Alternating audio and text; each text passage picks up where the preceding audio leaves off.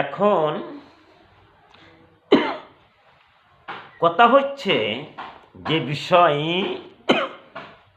আজকে আমি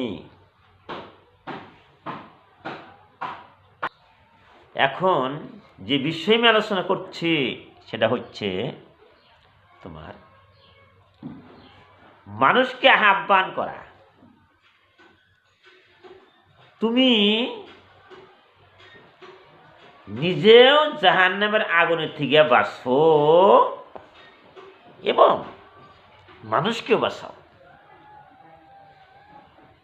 তুমি নিজে রসগোল্লা খাইলে, তোমার পেটের মধ্যে রসগোল্লা গেছে, আবার তুমি মানুষকেও রসগোল্লা খিলাও। তুমি নিজেই খাইলে, মানুষকে খিলাইলে না, এইটা তোমার শুদ্ধ হলো না। তাই মানুষকে আহ্বান করতে হবে। বিশ্বের জমিনে হিন্দু, মুসলমান, বৌদ্ধ, খ্রিস্টান, জৈন, ইহুদি, নাসারা অনেক ধর্মের মানুষ বসবাস করে। সব ধর্ম এক হইতে পারে না। কিছু মানুষ ইসলাম ধর্ম গ্রহণ করিয়াছেন, আবার কিছু মানুষ হিন্দু ধর্ম গ্রহণ করে, আবার কিছু মানুষ হিন্দুর থেকে ইসলামে আসতেছে, আবার ইসলামের থেকে হিন্দু ধর্মে যাইতেছে। তাই আমি বিশ্বর আমির হামজা বলতে চাই, এই বিশ্বর জমিনে এমন এক শ্রেণীর মানুষ আছে, মানুষকে আহ্বান করে একমাত্র আল্লাহর রাস্তায়। হ্যাঁ, কোরআনের মধ্যে বিভিন্ন জায়গায় পাওয়া যাচ্ছে, ওই মানুষটার কথার চেয়ে উত্তম কথার কার হইতে পারে যে মানুষটা মানুষকে আল্লাহর রাস্তায় আহ্বান করে এবং নিজেও সৎকর্ম করে। যেমন নবীরা ছিল, যুগ যুগ ধরে নবী বিশ্বর জমিনে এসেছিল। তারা কি করেছিল? মুজিজার দ্বারা কষ্ট, ক্লান্ত, কোথাও যে তারা শ্রম করেছিল, কষ্ট করেছিল, করিয়াও আস্তে আস্তে মানুষকে আল্লাহ রাস্তায় এনেছিল। এর মধ্যে আমাদের বিশ্বনবী হযরত মুহাম্মদ রাসূলুল্লাহ সাল্লাল্লাহু আলাইহি ওয়াসাল্লাম উনি এই আওতার ভিতরে পড়ে।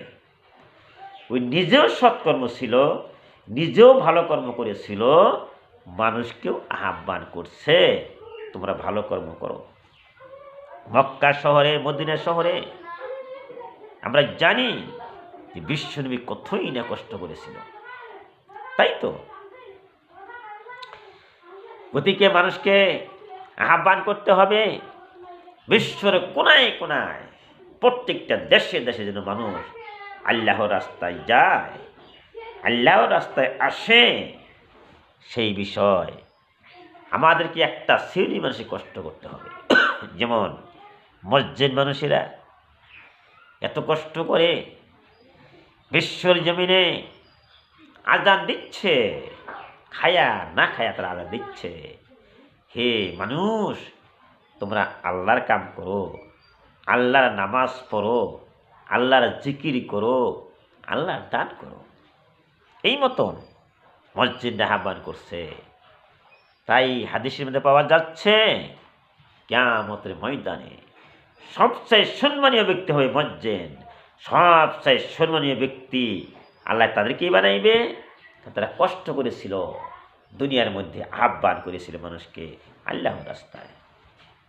তাই তো মসজিদে আহ্বান করেছিল, নবীরা কষ্ট করেছিল। শুধু তাই নয়, সাধারণ মানুষও যদি আল্লাহর রাস্তায় মানুষকে আহ্বান করে, হ্যাঁ আহ্বান করে তোমরা সৎকর্ম করো, ভালো কর্ম করো, তাও হবে, তাও তারা উত্তম শ্রেণীর মানুষ হয়ে যাবে।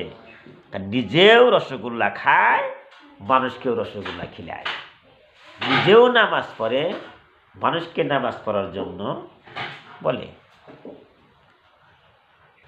তাহলে নিজেও রসগোল্লা খাও, মানুষকে রসগোল্লা খিলাও, তো নিজেই পেটটা বেড়ে খাইলে মানুষকে রসগোল্লা দিলে না, কেমন হইল?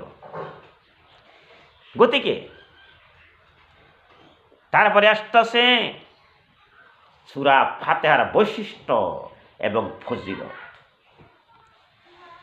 কোরআনের মধ্যে যতগুলি সূরা আছে তার মধ্যে বৈশিষ্ট্য আছে, ফজিলত আছে, আমরা জানি। এই আলহামদু সূরা এত সুন্দর সূরা, এই সূরাটা কোরআনের মধ্যে গুরুত্বপূর্ণ সূরা। এই সূরা দিয়া নামাজ শুরু করা হয়। এই সূরা যে সর্বশ্রেষ্ঠ ইবাদত নামাজ, এই আলহামদু সূরা দিয়ে শুরু করা হয়, এটা বুঝতে হবে।